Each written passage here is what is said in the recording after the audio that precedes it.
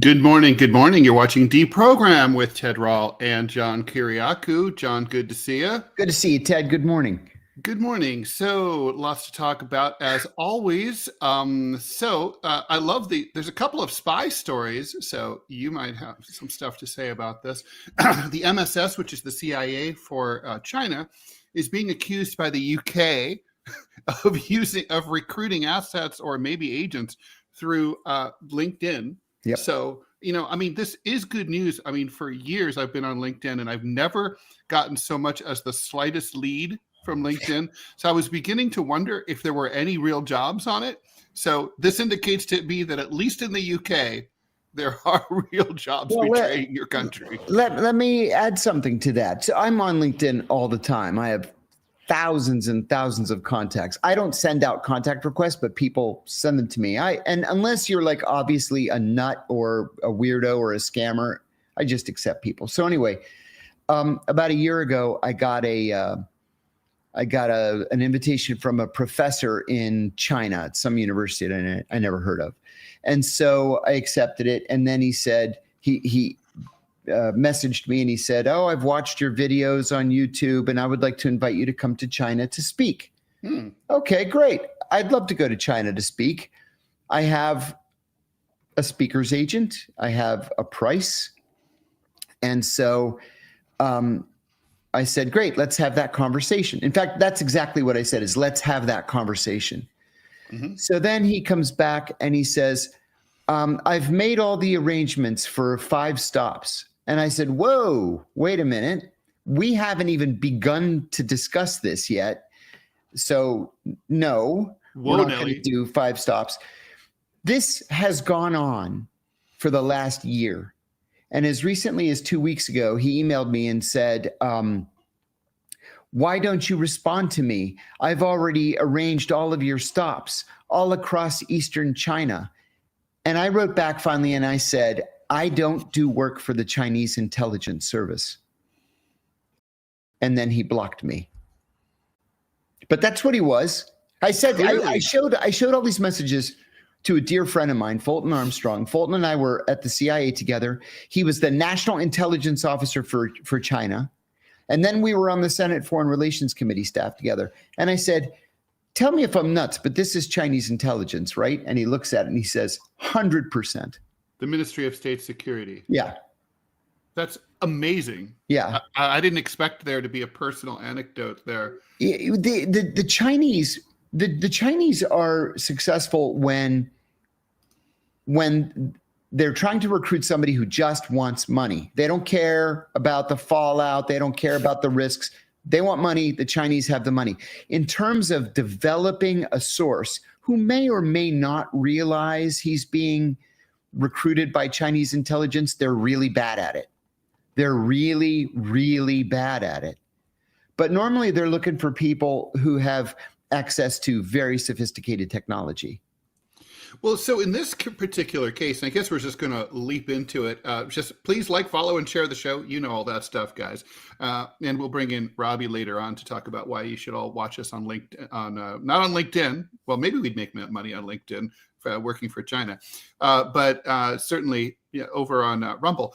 But okay, so the allegation here from the UK, and I guess it's sounding increasingly credible, is that they've been approaching all sorts of people like academics, MPs. What would they want from a British MP? I guess some of them have access to classified information.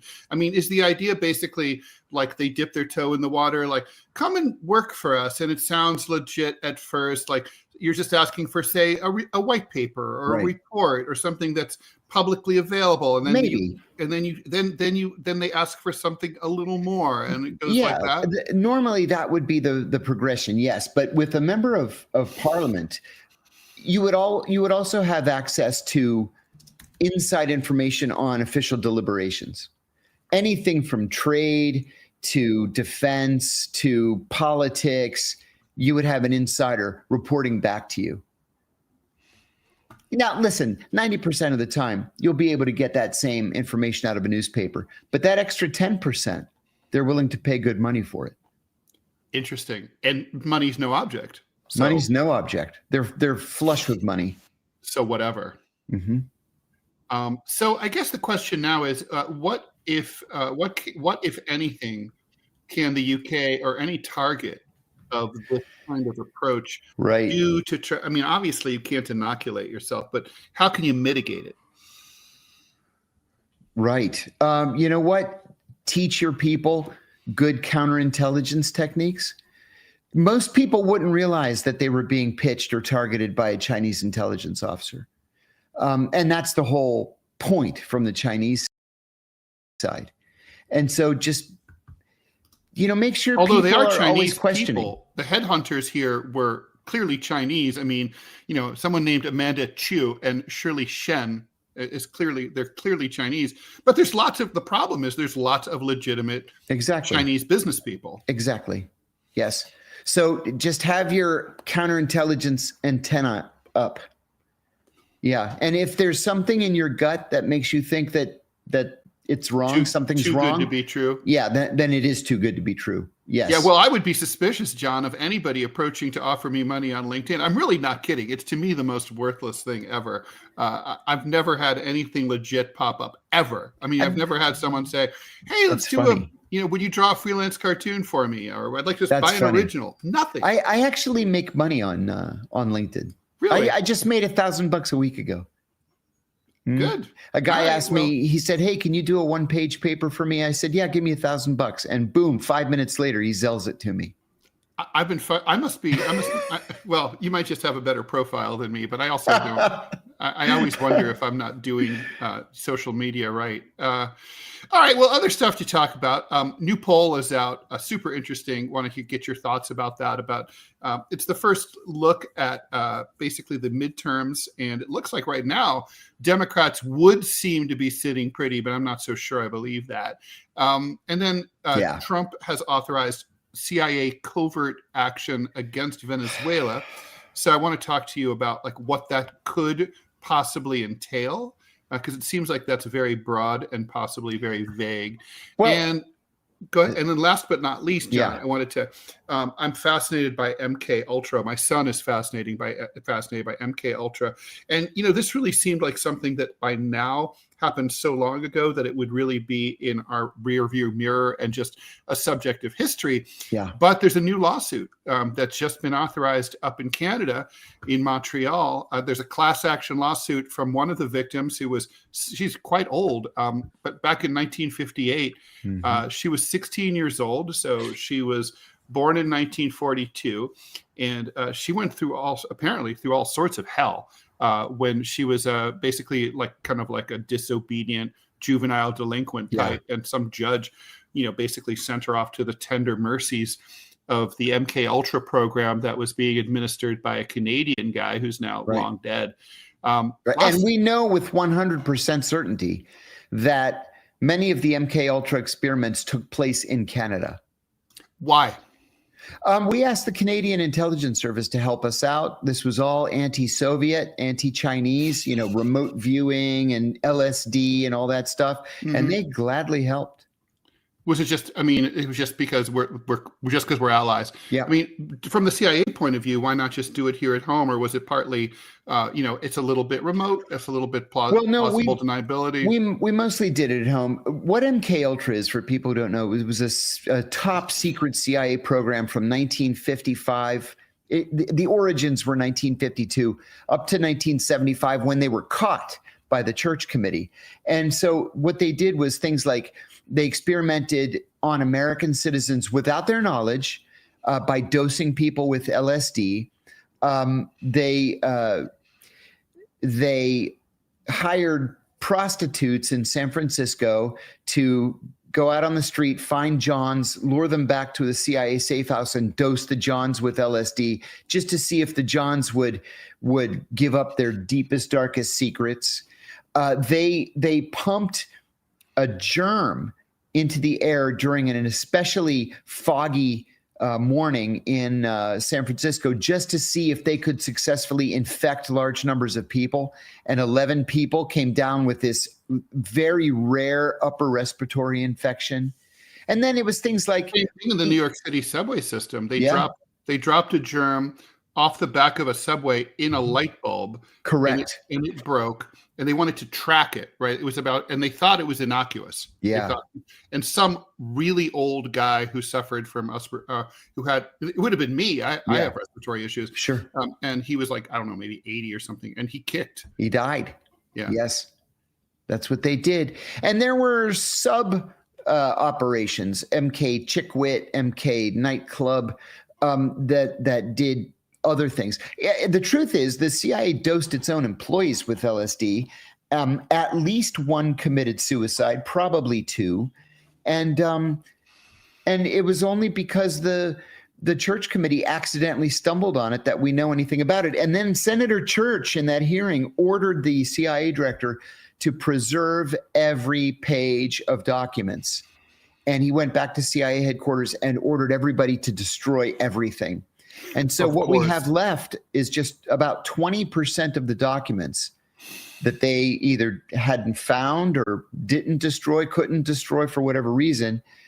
So we really don't know anymore what MK Ultra really entailed. Carbon paper was an investigator's friend back then, because got that right. Every government memo was carboned, right? Yep. Like, for people who are old, it's basically how to make a Xerox copy before there was a Xerox machine.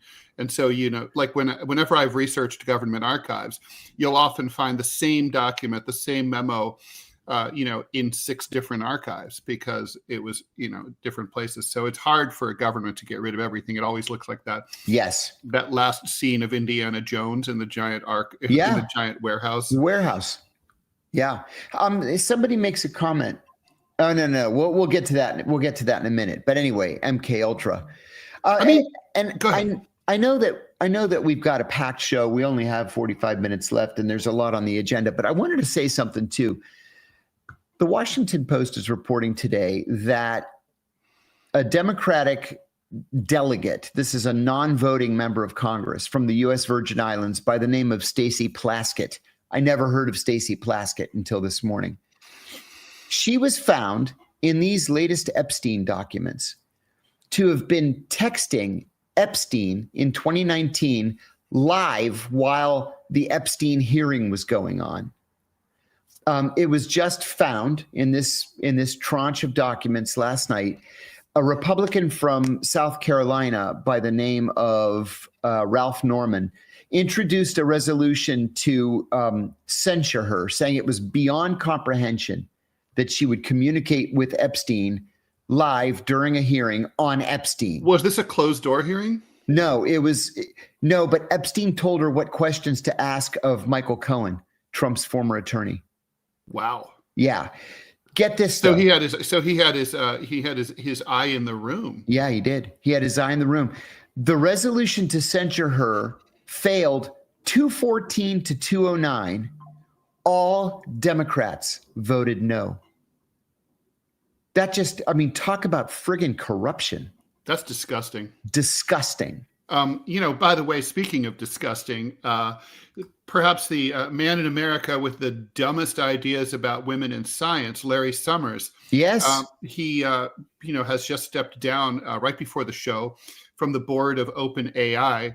I guess my chances of being decensured from ChatGPT may have gone out the window with him, or maybe not. Maybe they've increased, but he's gone. He said that he was he was not going to do this, but a couple of days ago he apologized, said he was deeply ashamed of his association with Epstein, and I assume more maybe than his association. Yeah. With So Epstein. why didn't he say that years ago? Why, now that we've caught him as a pedophile, right? Only now he decides he needs to resign from these boards, and only now is he so deeply ashamed. And now but he still wants to teach. Yeah, he still wants to teach. And he still is going to teach unless Harvard fires him. He's not the president of Harvard anymore, but he's still a tenured professor. Absolutely unacceptable. Yeah, and this is by the way, I don't know how much I would be interested in learning from a person who doesn't think that women are as good at math and science as men. Yes. Call Marie Curie. Yes, exactly. I don't know. But he's been caught. is that it for him? I mean, basically, it's this is the new crisis management when you get caught doing something really terrible. I'm going to step aside. I'm going to back off. I'm going to reassess, spend time in therapy, maybe go look at plants and animals. You know, I mean, and so that's it. But I mean, the implication is really clear that he was doing very bad things to very innocent girls. Yes. Yes, he was indeed. Yeah. And there's not going to be any price for him to pay. Just this self-flagellation that's all for the public's consumption. And then that's all. Question related to this for you, John, from D's Nuts. Yep. I just watched your latest episode on Deep Focus. Yeah. You guys predicted that the Senate would block the release of the Epstein files. Yes. But last night the bill passed. Thoughts? Yes, I do have some thoughts. So we were wrong about that for a reason that developed very quickly. John Thune, the Senate Majority Leader, had said several times over the past week that he was not going to allow this thing to come to a vote. But night before last, Donald Trump urged Republicans to vote yes. They voted yes. Well, it was the final vote in the House was 417 to 1. There was one just piece of trash from, I think it was from Texas or Louisiana that voted no. And Thune realized that the train had left the station and it was barreling right toward him. And so he decided to get on the right side of this. But I'll tell you what, and this is another indication of the insider corruption that are both parties. To save Thune, Chuck Schumer asked for a voice vote. All those in favor say aye. Aye. All those opposed, the ayes have it. Just like that. That's literally the length of time that it took. Yes. They didn't do a roll call. No, there was no roll call vote. And so there is no written record of how anybody voted. And now literally everybody but this clown from Louisiana can say, I stood up against the pedophiles. I stood up against Epstein. No. Trump will sign, right? He will sign, right? He said he'll sign. Yeah. Although today the Times has an article saying, sure, he's going to sign it. And then who's going to ensure that he actually does it? Right. Well, that's always the thing, right? And like with the DOJ, and of course, there's the get out of jail free card, the DOJ saying, well, but there's an ongoing investigation and we can't release it just yet. We'll get back to you. Exactly. John, thanks for the $5 donation. USXXX A-Rod is asking a very pertinent question. Will there be any way to tell if the release of the documents is legit? I don't trust Bondi, Patel, or Trump not to alter the documents, especially after finally agreeing to release them. I mean, it is true that these are digital files. And, you know, I did a deep, but it's common sense, but I did a deep dive through this in my lawsuit against the LA Times, which also involved like a discussion of the difference between analog and digital files. If you have a paper memo, like in the old days, like carbon copied, it's very easy to authenticate whether it's real or not. That's right. But a digital file is really easy to manipulate, and Absolutely. It's very almost impossible to authenticate. I mean, the only way really you can authenticate it, correct me if I'm wrong, is by let's say for example, I email you and you print it out and you say, this is a copy of Ted's email to me. And then you can check with me and I can say, this is my copy of it. And if the two are the same, then probably that's legit. But that's not really beyond a reasonable doubt. We both could have altered it in the same or modified it in the same way. I mean, Sure. if it went to 10 different people, it's far likelier that that's really the one, right? They can do what they did to Jesslyn Radak. Jesslyn Radak was one of my attorneys in my case. She's a famous whistleblower in her own right. She was the director of ethics at the Justice Department the night that John Walker Lind, the American Talib, was captured in northern Afghanistan. The FBI called her in the middle of the night and said, we just caught an American citizen. She said, whatever you do, you have to read him his rights. And they didn't. I know. Well, she had written up a memo, an electronic memo, and it was in the system. She sent a copy to the attorney general, a copy to the head of OLC, a copy to the head of this group and that group. Office of Legal Counsel. Right. And so she goes into work and her boss is like, what are you doing? You write a memo and you send it to everybody in the building. She said, the guy he's an American citizen. He has constitutional rights. They deleted that memo. But she had printed a copy that they didn't know about. And that's the way. She sent it to a reporter at Newsweek.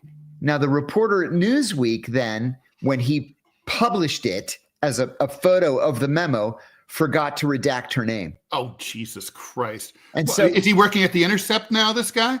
Might as well be. And so she was not just fired from her job as the director of ethics, she was put on the no-fly list, and the Justice Department tried to have her bar license suspended. So listen, the bottom line here is we're going to just have to take their word for it. Yeah, we are. Unless they just screw something up and a whistleblower comes forward. Robbie's pointing out something that is true, but I don't think it makes a different. He said the metadata can be analyzed when you alter it. It stamps the data. True, yeah. But metadata can be falsified too. I mean, a really great example of that was the hack of the Hollywood studio that was allegedly by North Korea. And that and allegedly there was code in there that was, DPRK type, typically used hacker code. But anyone can cut and paste that shit in there. I mean, it's just digital. Digital information is fungible by definition. I mean, all of it, even if it's even if it's under the hood, which is what the metadata is, right? That's right. Although metadata is useful for investigations, right? That's how they caught. Who remember the guy who? Oh my God, that cyber guy who went on the lam. He had done this. It's killing me. Someone in the chat's going to know this. He was this very flamboyant tech entrepreneur who did cybersecurity software, and then he was on the lam in the Caribbean, and he was sending photos to the authorities to troll them. And then the metadata from revealed where when you send a photo, when you take a photo with your phone, it tags where you are when you take it. So anyway, the point is, all right. So we have a bunch of questions to get through here. Okay. Exile, the Knights of Malta now wants to know. I have a question. If we haven't met the threshold to require military tribunals convened, what would that look like then? I don't know what that's about. Okay. Sorry. This one I'm going to have to say I don't know, but I'm going to look into. Frog enthusiast. Ted, as a Frenchie, have you been following the Lafarge cement company prosecutions with relation to funding groups in Syria? Whole thing stinks of intelligence operations. I don't know anything about this. I'll look into this. I don't either. But I will look into it. Why does Epstein never get compared to Bill Browder, Mark Rich, Kolomoisky of Ukraine, etc.? Is it because Epstein didn't do business in Russia? Probably. Wants to know. That's a good question. Probably. And I think we're so focused on the pedophilia that people aren't really looking at the influence operations that always follow the money at the same time. That's right. Hamed, this is for you, John. Hamed 8077. Did Israel actually threaten to nuke Iran? That's what President Trump said. We don't know if that's true, but Trump said just after we bombed Iran that the reason he did it was that Netanyahu told him, if you don't bomb Iran, we will, and we're going to use a nuke. I believe Trump. I do too. I believe Trump on that. I mean, it just you know how sometimes something just rings true. Frasmatas, WikiLeaks DNC 2016 emails were verifiable because the email server generates a hash using an encryption key, or people use a PGP key to sign a document.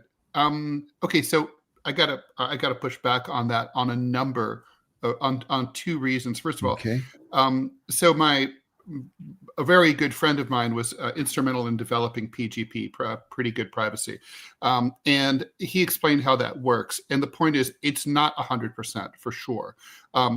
Especially not now. It was kind of like cybersecurity encryption is an arms race, and things are always getting what works stops working, right? Otherwise, we'd still be using the Enigma machine.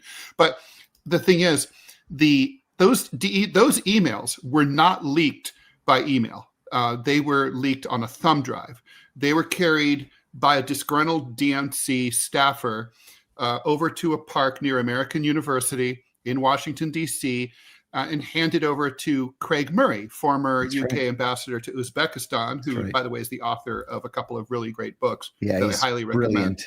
And he's a hilarious, brilliant guy who I really hope to get to meet someday.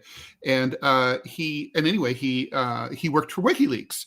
And basically, and so we know that the thing that's tricky is everybody's been inside those files, right? Like, so Russian intelligence has been in there. I think Clovis has been in there. Everybody like broke in because the DNC had shitty security. But the people who actually handed it over and we know because of the speed of that the data was sucked out, is consistent with a thumb drive as opposed to the much slower speed that it would take to transmit over an internet line. I mean, am I wrong about that? No, you're exactly right. And Bill Binney, for those of you who don't know who Bill Binney is, he's the former number 4 at NSA. His title was Director of Technology, which says a lot. Bill is one of the most brilliant thinkers I've ever encountered in my life, and a noted whistleblower in his own right. And Bill is 1,000% certain that these documents were loaded onto a thumb drive because he examined the speed at which the data was downloaded. And he said that the speed indicates that it could not possibly have been done remotely, i.e., it wasn't the Russians hacking into the DNC servers. Even though they did. Yeah, even though they did on a different issue. They just looked. Yeah, they looked. They didn't download anything.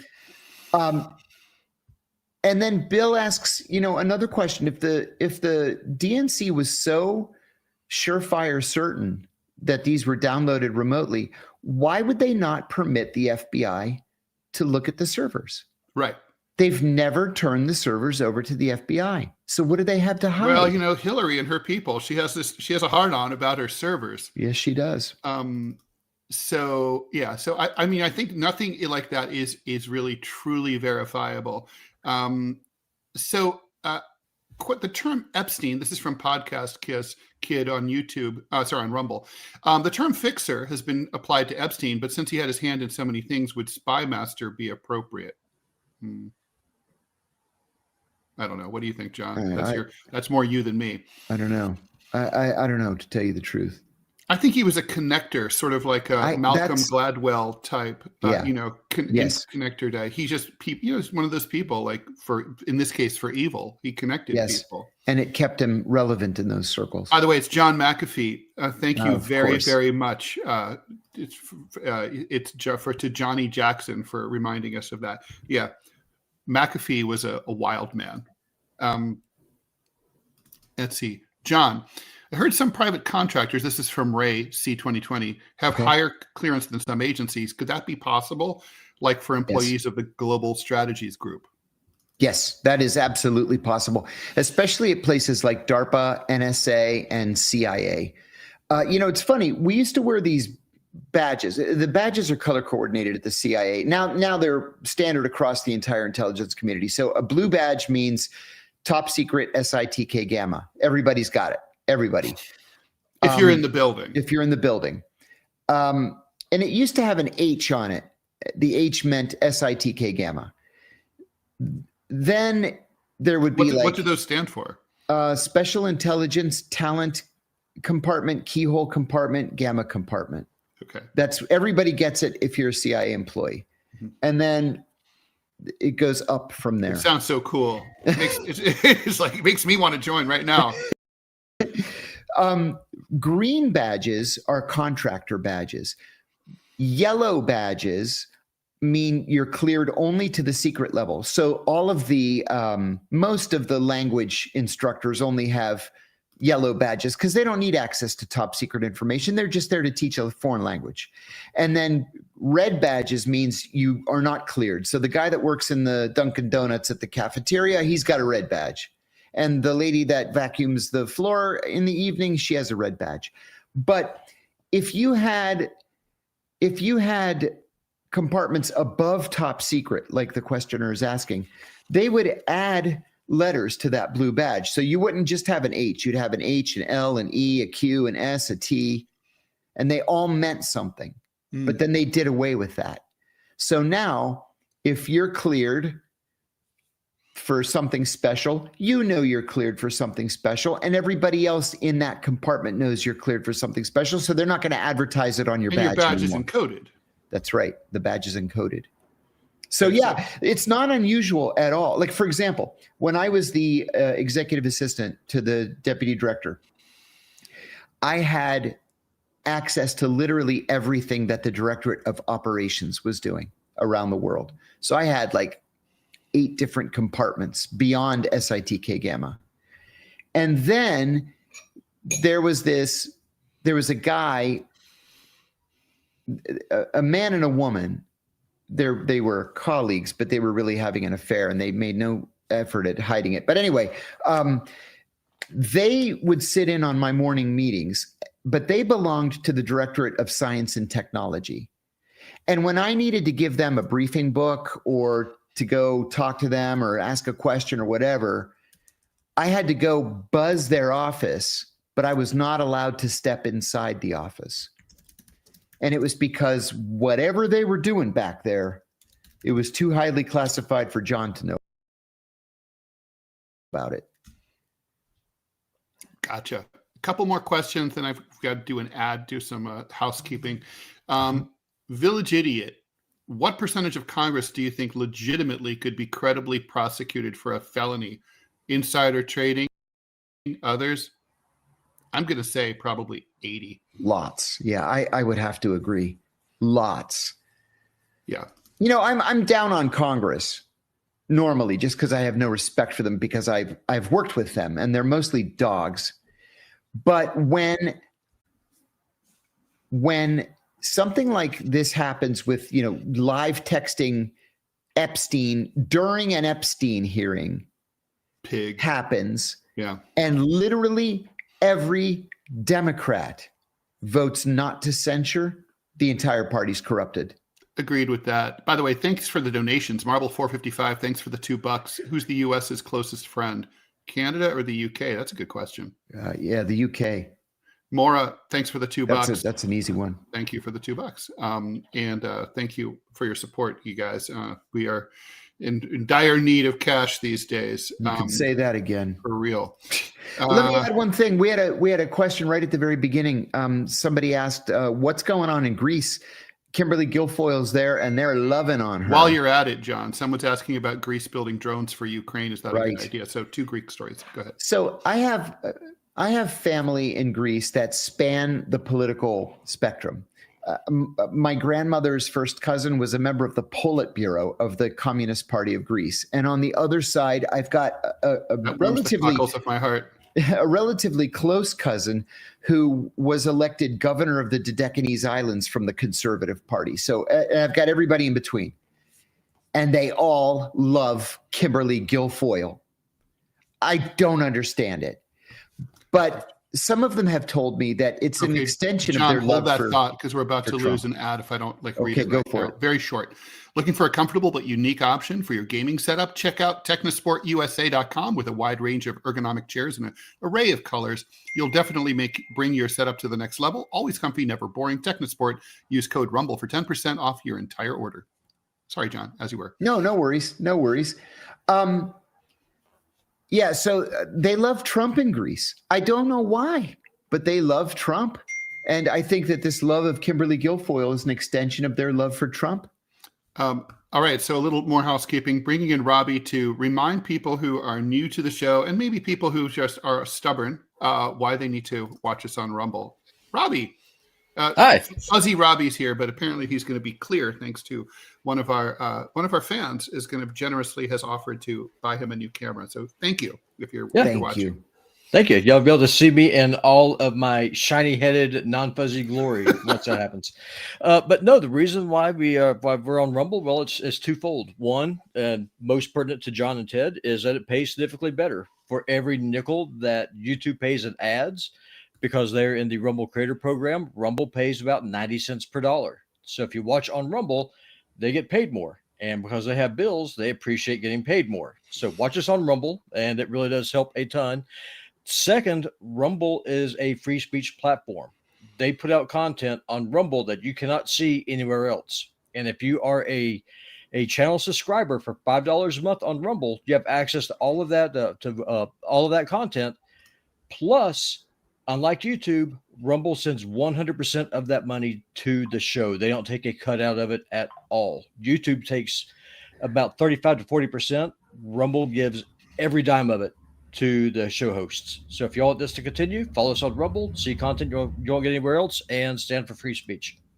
All right. Thank you very much for that, Robbie. Okay. So we can do more. We should do more. Let's bang out the questions, and then we need to get to our remaining stories. Real quick, Greek drones to Ukraine. Yes. I didn't, for me personally, I think it's, I don't know. It's a good idea if you're Ukraine and Greece, because the Greeks have this nascent defense contracting industry, and it's going to be good for the economy. But, just, I don't know, prolongs the war, I suppose. Yeah, it does. I mean, we know I think the inevitable, it's the conclusion here is inevitable, although it's been grindingly slow. Village Idiot also wants to know, have we covered Seth Rich or the J6 Democratic HQ pipe bomb? Not really. No, we really haven't. And I'm wondering if that article in the Blaze was incorrect. They said that the pipe bomber was this female Capitol police officer. Nothing came of that. Who had been on rotation to the CIA. She finally came out through her attorney and said, that is a bald-faced lie, and I never had anything to do with anything. And then it just kind of went silent. Well, she should sue. That's the proper solution here. That's because it. When you sue, it's like when you're defamed or libeled, as I learned, you have to sue, because then you're telling the world, I'm willing to spend money and time to stand up for my good name, and I'm going to expose myself because there's going to be discovery. So if I'm lying, I'm putting up or shutting up, right? Everyone's going to find out the truth. Thanks for the buck, Juna A. Javed. This is for you, John. Pakistan's new field marshal seems like he's making moves. Imran Khan is in jail. Corruption is high. Corruption's always high. It's Pakistan. Pakistani-U.S. relations are, quote unquote, improved. Thoughts? I turned down another interview this morning from CNN India, and they were like mad. This time they sent 5 questions. They were like, answer our questions. And I said, you guys, what part of no do you not understand? Wow. I said, every time I answer a question about Pakistan or India, you guys make it a banner headline with 3 exclamation points. You take it completely out of context, and then I get a dozen death threats. No one so the answer is no. But I will say this, and I'll probably get threats for this too. Pakistani corruption is so deep and so broad. That's totally true. That it's almost impossible for the country to have a true functioning democracy. Pakistan also has a long history of military coups and other interventions into its democracy. Imran Khan should not be in prison. It's really it's not really a democracy. It's not really. It's really a military dictatorship with a veneer of democracy. That's right. But Imran Khan shouldn't be in prison. He should be allowed to defend himself and have his day in court. They always send their former prime ministers to prison. Every one of them. Nawaz Sharif. Every last one of them. Benazir Bhutto. Mm-hmm. Yeah, it's like that's that, like when you run for the job. Well, I will end up in prison at some point. I don't know who would want the job. God, or you get assassinated. Thanks which for the is just as likely. Angela Falala, much appreciated. John, Thank you, so Angela. was Q clearance for energy or for financial? Q is for energy, and it's temporary. So Q clearances are controlled by the Department of Energy. I only had a Q clearance once. I had to go to Tennessee for a conference, and so they gave me a Q clearance that lasted only for the duration of the conference, and then they took their Q clearance back. But Q really it's a clearance for nuclear information. So they jealously guard it. Okay, off-topic question from Peruse. How easy is it to spoof the AIS signal on yachts and ships, i.e. make them disappear when they sail and pretend they're somewhere else? I understand this is possible. I have no idea. It sounds like something that would be pretty easy to do, though, to me. FU said, thanks for the buck. he said that he served in the Peace Corps in Palau and Micronesia. Have you ever been to any of the South Pacific islands? No, but I'm dying to go. But I'm going to go to the Solomon Islands in July with Jeremy Kuzmarov of Covert Action Magazine, and we're going to do some live on-the-ground reporting on this kerfuffle between the United States and China over who should have access to Japan's World War II era military bases. So we're gonna get there through Fiji, which I've also never been to, and we're gonna spend about 10 days on Guadalcanal. I'm excited about it. Well, it sounds amazing. Everyone I know who's been to places like Tahiti or the Micronesian island of Yap has absolutely loved it, even though it takes 50 million years and 16 flights to get there. But at least with the air traffic controllers back to work and not calling in sick anymore. I just want to parenthetically say these air traffic controllers kind of are irritating me. Like it's like you were in the middle of a shutdown and it was treated as legitimate by everybody that they're kind of like slow walking and calling in sick. And it's kind of like, oh, well, you can't blame them. I'm sorry, like you're going to be paid later. You get paid much more than the average American gets paid for whatever they're doing. Yep. And you're doing an important, like really important job. And it sucks that you're not being paid. You should be paid, but be a patriot and show up to work and tell the planes where to land. I'm sorry.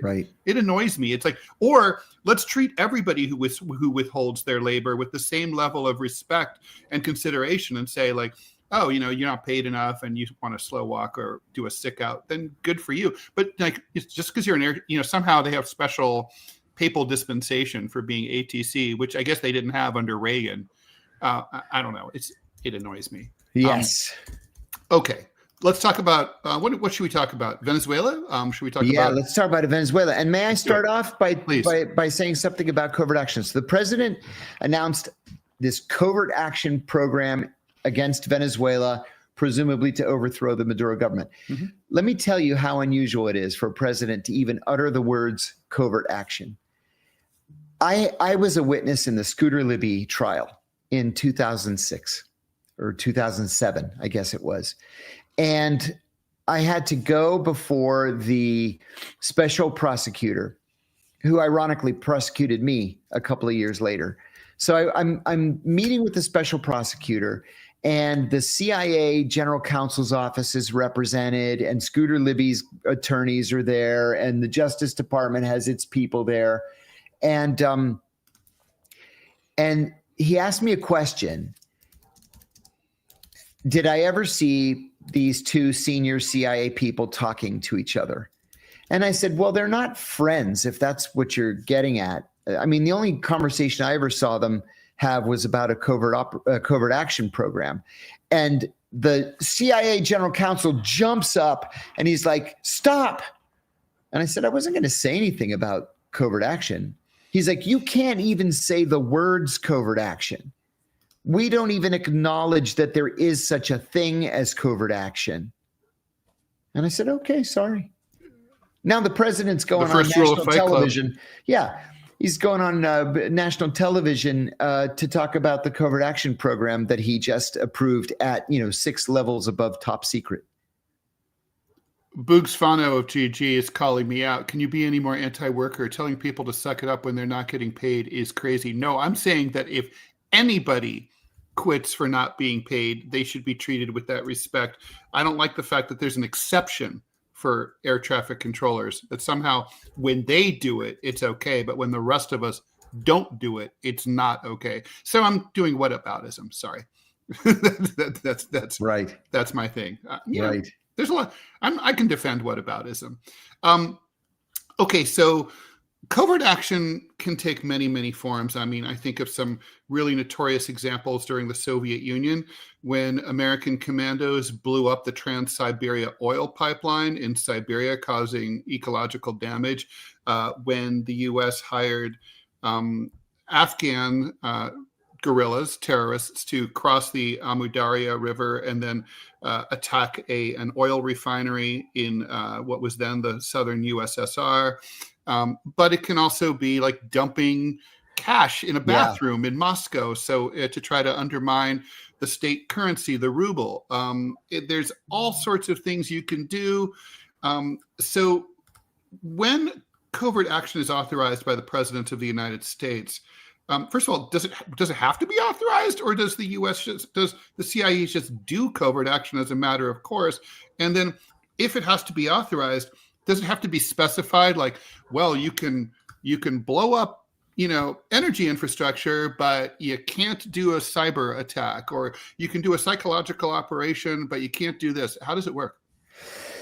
It's very bureaucratic. So the CIA has something called the Covert Action Staff. And let's say I have an idea. Hey, I have an idea to overthrow the Venezuelan government. I write it up and I take it over to the Covert Action Staff.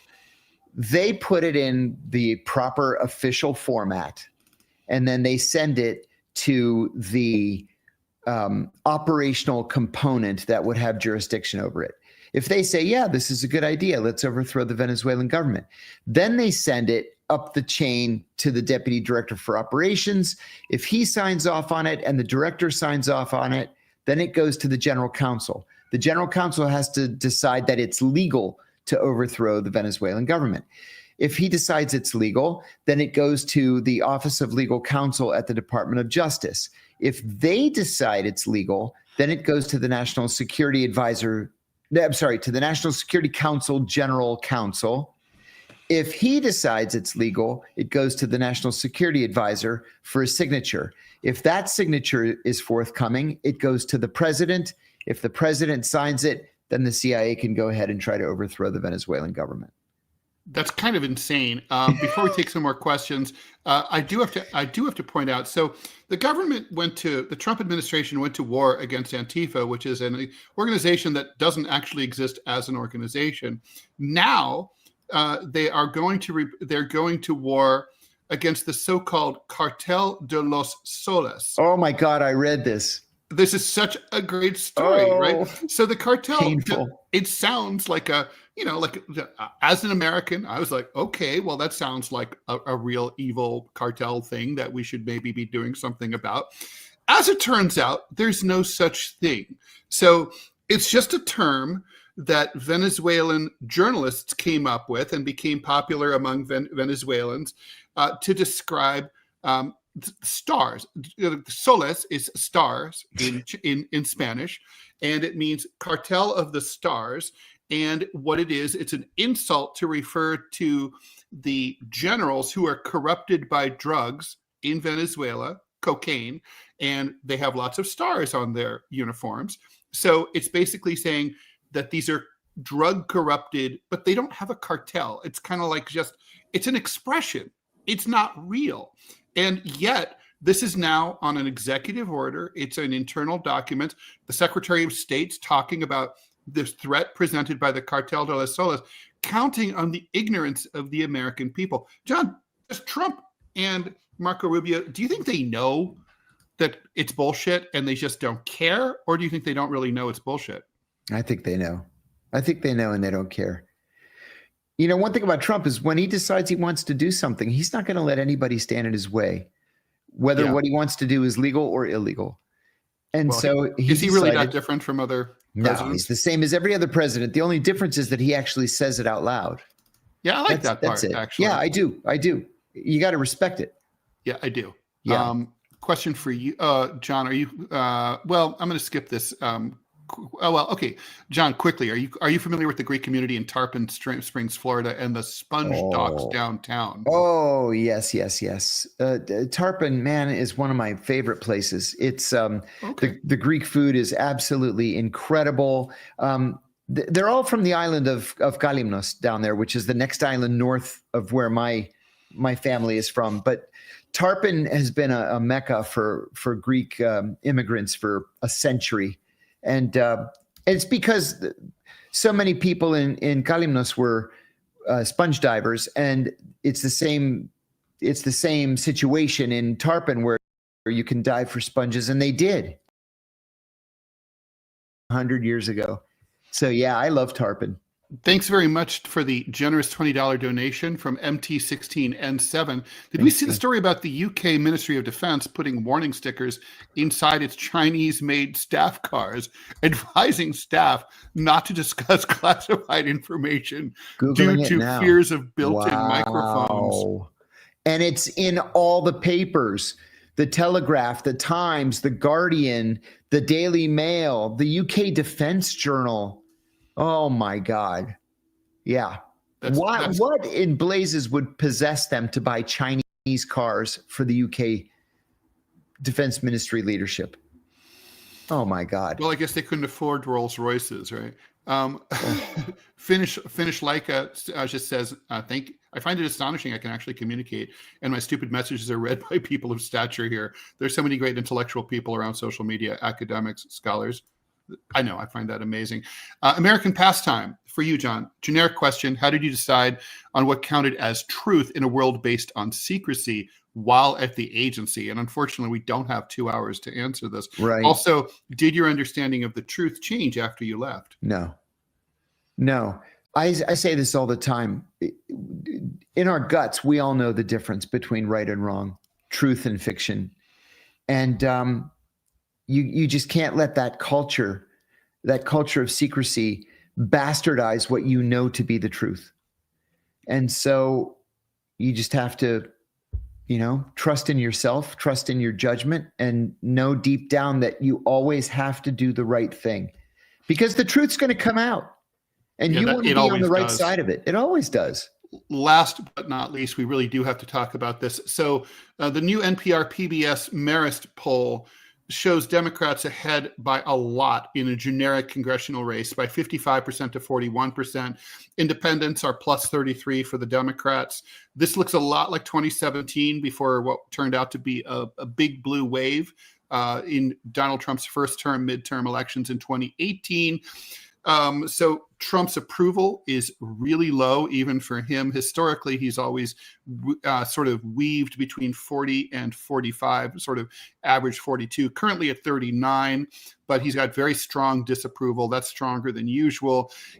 Republicans are being blamed for the shutdown, although I think there's going to be more shutdowns, right? We're only good till January. Yeah, we're only good till January. 50.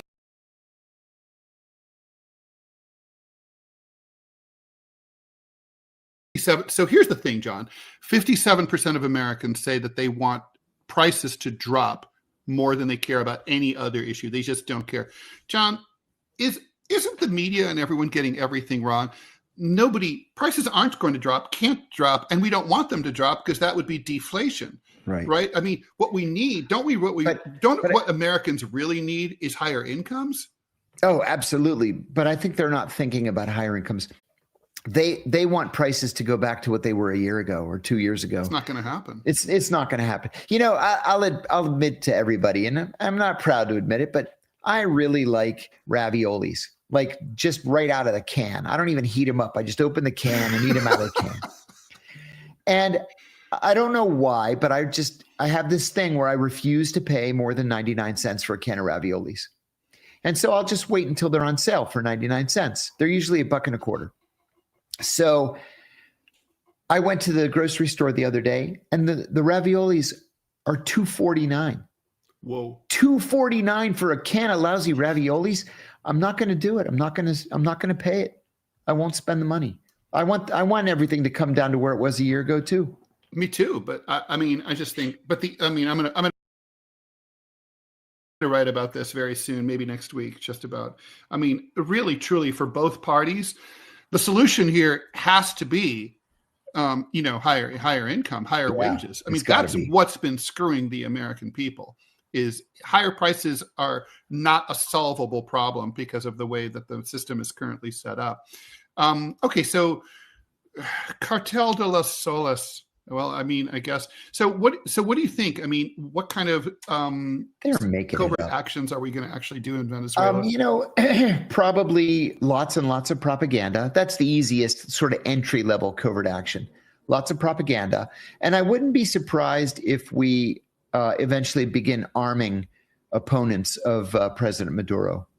Wow. That would really ratchet things up. And then you're going to have fighting in the streets. Maduro has reportedly offered to resign in 2 years in exchange for the U.S. having access to Venezuelan, having, I guess, concessions for Venezuelan oil and natural gas. Apparently Trump said no to that. Why would we say no? Not that we don't have access to this either. I don't understand that. I mean, energy is a global market. I mean, we don't really care about specific Venezuelan oil. We just want more oil so the prices go down so that the costs for industry go down. But anyway, that aside, we have like a minute. Yeah, I don't know. We used to buy almost all of Venezuela's oil anyway, and it would be refined in Texas, and it put people to work, and it gave us it gave us cheap oil, and then we cut them off. That's it. So maybe that's very strange, right? Like, yeah, we're cutting. It's just like the way that we and the Europeans cut off Russian oil and gas. Yes. It's like, why would we do that? It's like we're cutting off our own nose to spite our face. It's not like Venezuela and Russia can't sell their shit elsewhere. Anyway, thanks everyone for tuning in. We're going to be back tomorrow, Thursday at 9 a.m. as we are every Monday through Friday, 9 a.m. And thanks for listening. And please like, follow, and share the show as Robbie counseled. Please kindly watch us over on Rumble. It makes a huge difference. Thanks for all your generous donations. Please stay tuned for the TMI show with Ted Rall and Manila Chan. That's me, Ted Rall. And we're on in just a minute. See you later. Bye, John. Bye-bye, Ted.